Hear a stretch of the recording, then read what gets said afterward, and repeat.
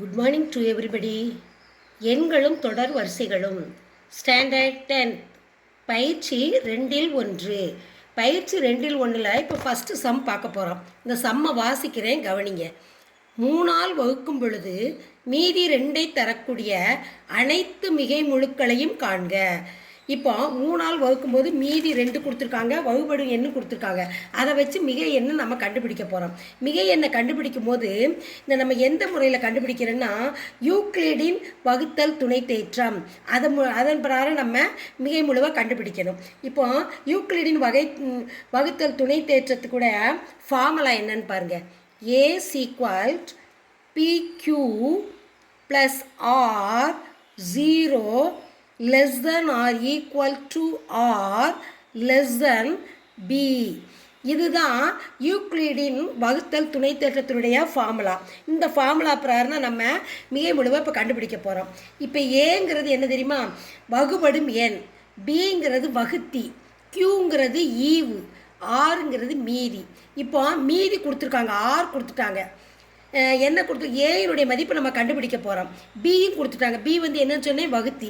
3ஆல் வகுக்கும் பொழுதுன்னு சொல்லிட்டாங்க. அப்போ வகுத்தி கொடுத்துருக்காங்க, மீதி கொடுத்துருக்காங்க.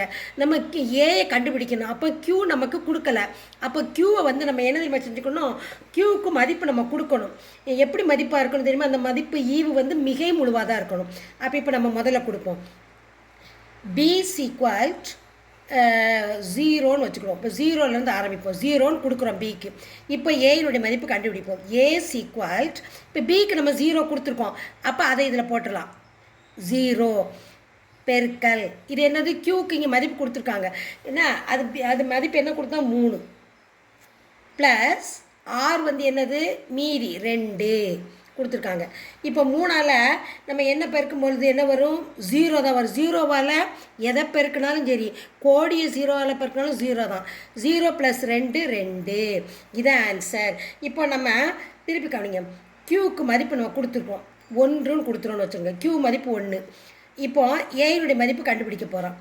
ஏ ஈக்குவல் என்ன கண்டுபிடிக்க போகிறோம், பியினுடைய மதிப்பு என்னது 3 பெருக்கல் இந்த கியூவோட மதிப்பு 1 கொடுத்துருக்கோம், 1 ப்ளஸ் 2 ஈக்குவல் டு 1 3 3 3 2 5. அடுத்து கியூவோட மதிப்பு 2ன்னு கொடுத்துரும்.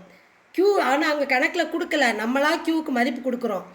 ஈக்குவல் இப்போ கியூ ஏ ஈக்குவல் ஏக்கு தான் மதிப்பு பண்ணு. ஏ ஈக்குவல் இப்போ பியினுடைய மதிப்பு என்ன கொடுத்துருக்காங்க, 3.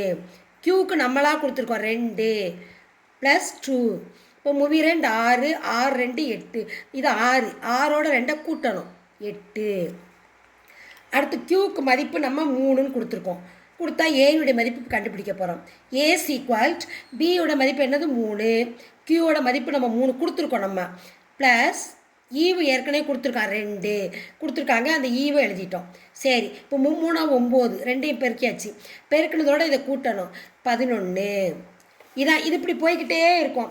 அப்போ ஏயினுடைய மதிப்பு இப்போ நம்ம கண்டுபிடிச்சிட்டோம். இதுதான் ஏயினுடைய மதிப்பு. மிகை முழு 2, 5, 8, 11. இது இப்படி போய்கிட்டே இருக்கும். இதுதான் மிகை முழு. இந்த கணக்கினுடைய ஆன்சர். நம்மளா கியூக்கு மதிப்பு கொடுத்து ஏயினுடைய மதிப்பை கண்டுபிடிச்சிருக்கோம். இதான் இந்த சம்மோட ஆன்சர்.